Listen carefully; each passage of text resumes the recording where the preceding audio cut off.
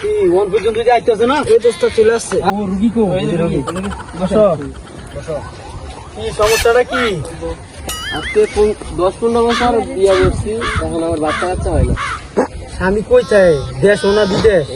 দেখি তাই আপনার 14 কোটি নিয়েছে গা, 3,500 টাকা কাম হইছে না, লক্ষণ ভালো না সে নাই।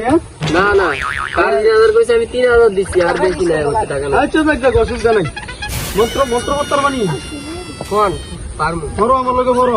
হ্যাঁ বলেন।